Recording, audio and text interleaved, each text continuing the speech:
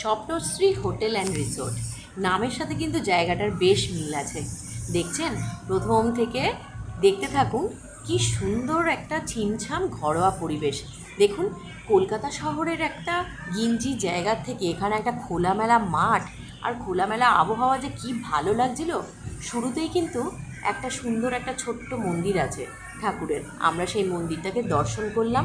দর্শন করে তারপরে রিসোর্টটাকে একটুখানি ঘুরে দেখতে চাইলাম। আপনারাও দেখুন আমাদের সাথে। এত সুন্দর পরিবেশ, দেখুন চারিদিকটা যেন একটা অন্যরকম একটা সৌন্দর্য। ঠিক সমুদ্রের থেকে 3 মিনিট দূরত্বতে এই রিসোর্টটা পড়ে। এখানে দেখুন, এত সুন্দর বাচ্চাদের জন্য খেলার একটা জায়গা রয়েছে না। বাচ্চারা কিন্তু বেশ মজা করবে।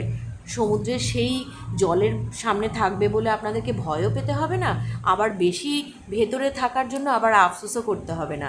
চারিদিকটাতে দেখুন, রিসোর্টের ভেতরটা বেশ সুন্দর ফুল গাছ আর সবজি, ফল এগুলো চাষ করে যেন একটা অদ্ভুত একটা সৌন্দর্যের জায়গা তৈরি হয়েছে। আমরা কিন্তু আশেপাশটা একটুখানি যখন ঘুরে দেখছিলাম বেশ কিছু অন্যরকম গাছ আছে এখানে। এই দেখুন, আপনারা দেখতেই পাচ্ছেন। আর ছোট ছোট ছাউনি করে না বসার জায়গা রয়েছে, যেখানে আমরা সন্ধেবেলা স্ন্যাক্স খেতে পারি, সকালবেলাটাতে একটুখানি রোদের মধ্যে একটুখানি বসে এনজয় করতে পারি, বন্ধুবান্ধব নিয়ে একটুখানি আড্ডা মারতে পারি। আর কি চাই বলুন তো? একটুখানি 2 দিনের ব্রেক যদি দরকার পড়ে না, তখন দেখবেন বন্ধুবান্ধবদের সাথে আড্ডাটাই সব থেকে বেশি আমাদের কাছে ইম্পর্টেন্ট হয়ে যায়।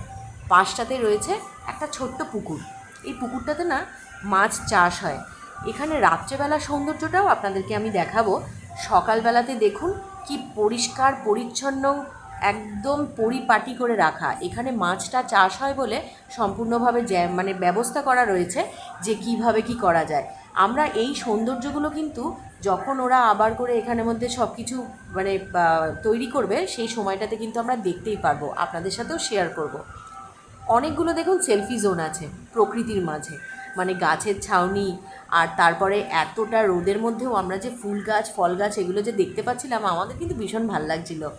একটা ছোট জায়গা রয়েছে যেখানের মধ্যে বাচ্চারা কিন্তু বড় মজা করতে পারে। এই দেখুন, দোলনা রয়েছে, ছোট ছোট কিছু ফুল গাছে একদম পরিপাটি করে সাজানো। দোতলা বিল্ডিং তার পাশেই রয়েছে। এই দোতলা বিল্ডিংয়ের নিচতলাতে রয়েছে 5খানা নন এসি রুম, আর দোতলাতে রয়েছে 5খানা এসি রুম। এই যার যেরকম প্রয়োজন সেরকম কিন্তু আমরা নিতে পারি। এখানে দেখুন পাশে একখানা বাগান করা রয়েছে, সেই বাগানে ফল গাছ, সবজি গাছ সব রকম এগুলো লাগানো। আমরা কিন্তু আপাতত একটা চাল কুমড়োর গাছ দেখতে পাচ্ছি। দেখতে পাচ্ছেন, চাল কুমড়োটা হয়েও রয়েছে। পাশে একটা এত সুন্দর পুঁই গাছ ছিল,